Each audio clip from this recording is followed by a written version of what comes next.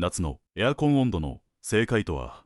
1、寝室は26度がベスト。深い睡眠には体温を下げる必要がある。2、日中のリビングは27度。活動中は体温が上がるから少し高めで OK。3、お風呂上がりは24度。体温が高い時はしっかり冷やして熱中症予防。4、外気温との差は5度以内。体への負担を最小限に抑える。5、湿度を 60% に調整。実は温度より湿度の方が体感温度に影響大。